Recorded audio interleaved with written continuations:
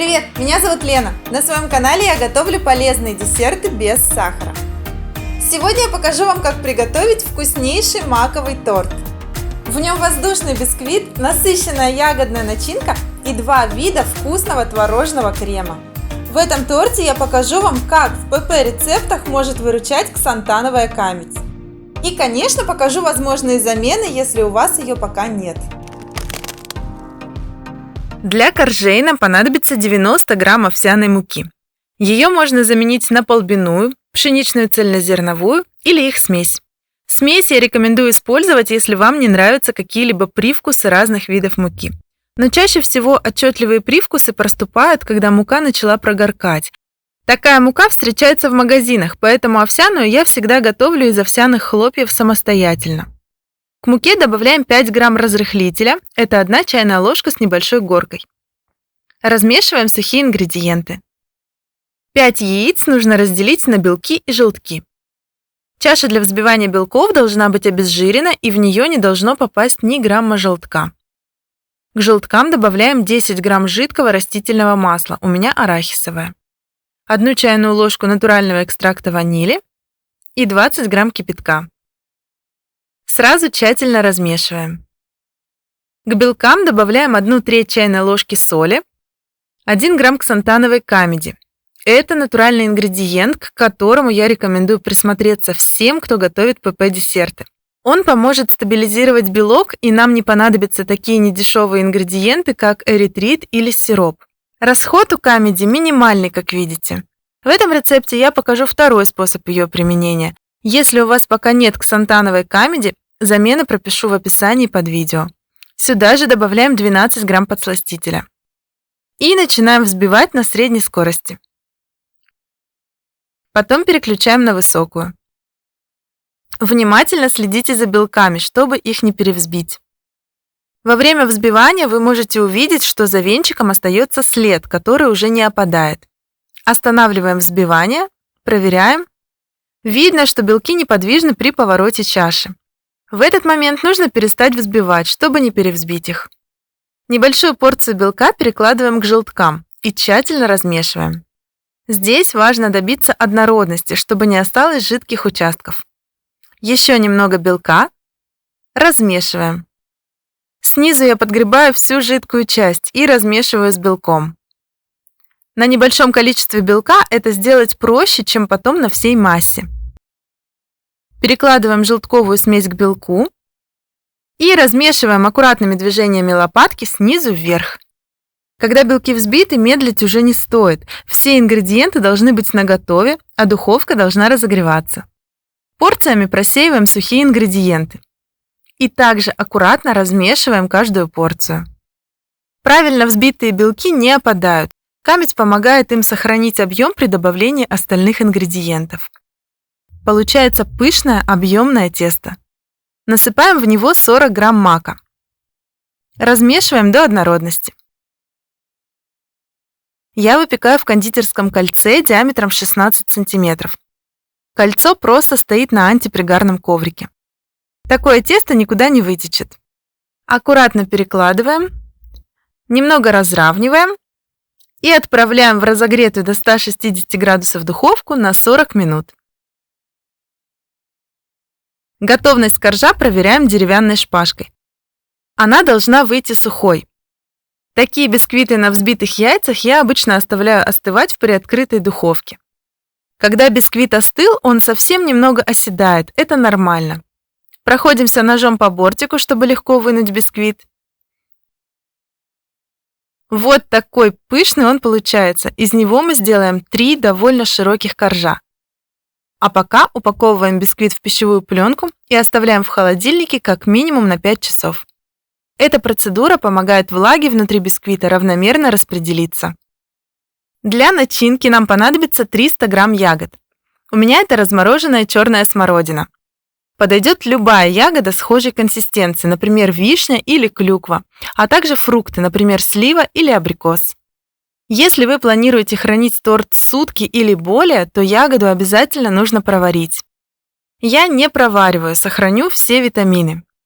В блендере соединяем 300 грамм ягод, подсластитель, Если добавляете жидкий подсластитель, то убавьте количество ягод. И 5 грамм ксантановой камеди. Камедь очень удобна для загущения пюре. Она абсолютно неприхотлива.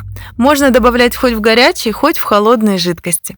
Работает камедь сразу после смешивания, и для этого ее не нужно ни нагревать, ни охлаждать, в отличие от других желирующих агентов. Единственное, с ней нельзя переборщить, иначе рискуете получить не слишком приятную консистенцию. Я отмеряю мерными ложками объемом 1 мл. Нужны 5 таких ложек.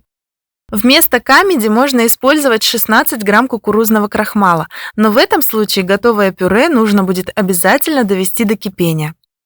Также можно вместо камеди добавить измельченные семена чиа. Ссылку на подробный рецепт чиа-джема оставлю в описании под видео.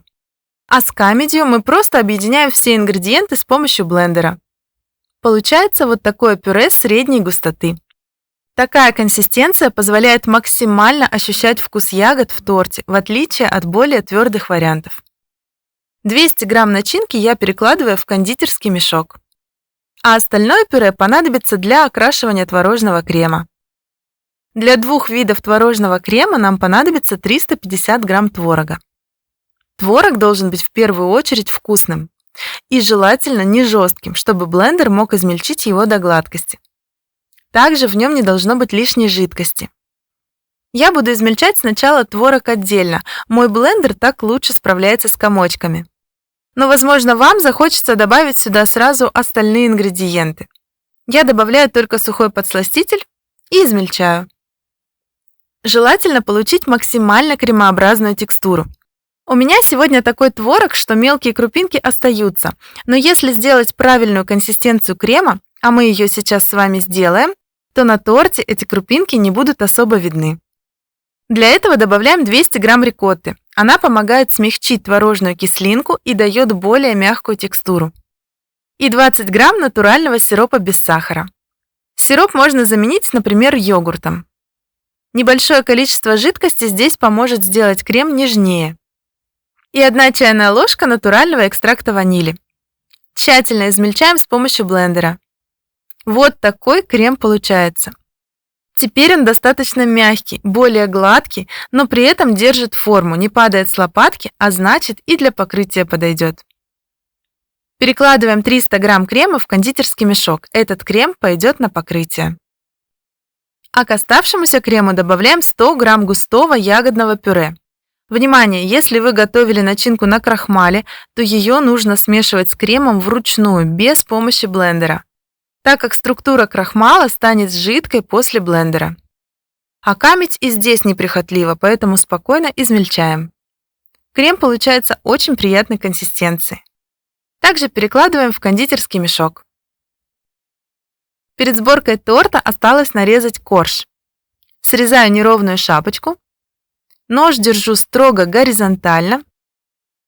Теперь этот большой бисквит нужно разрезать на 3 равных по толщине коржа. Они получатся примерно по 2 см. Разрезаю. Как всегда, сначала делаю тонкий надрез, потом прорезаю все глубже и глубже.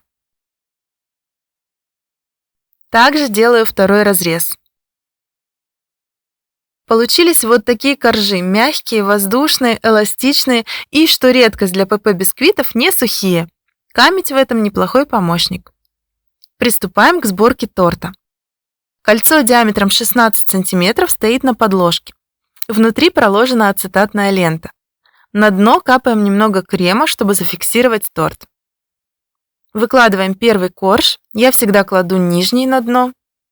Пропитка здесь понадобится, так как крем довольно плотный, он не отдаст влагу коржу.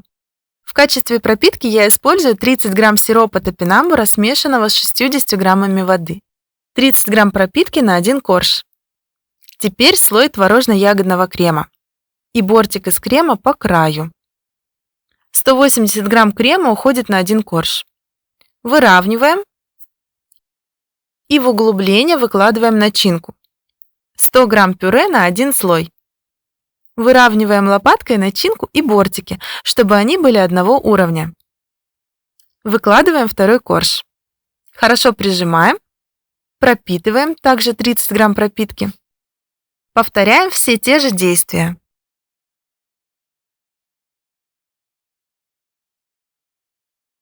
Выкладываем последний корж, прижимаем и не забываем пропитать.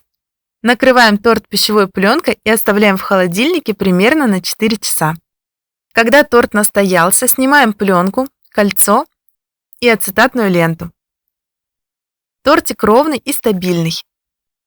Покрываем его творожным кремом сверху и сбоку. Я, как всегда, покрываю из кондитерского мешка по спирали. Таким способом легко нанести тонкий ровный слой и избежать попадания крошек в крем.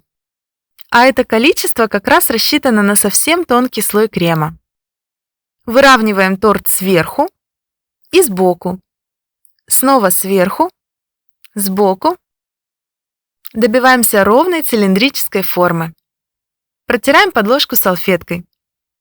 Декор у меня очень простой. Шоколадная глазурь и малиновое безе на изомальте. Их рецепты уже есть на моем канале, ссылку оставлю в описании под видео. Делаю подтеки глазурью. И добавляю немного глазури по окружности. На ней будет фиксироваться декор. У меня тут ровно 1 порция безе. Выкладываю сначала крупные элементы, потом мелкие.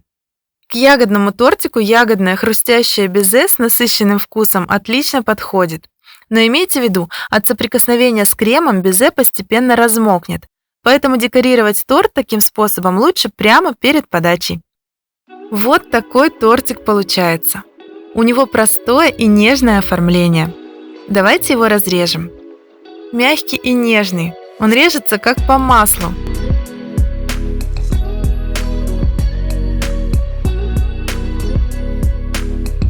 Вот такой аппетитный разрез.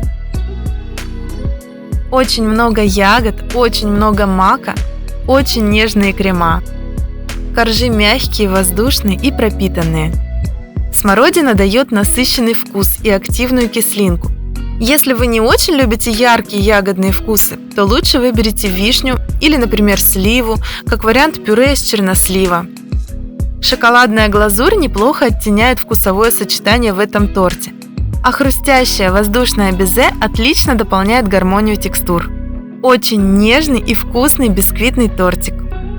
Готовьте с удовольствием, готовьте красиво и радуйте своих родных и близких полезными сладостями.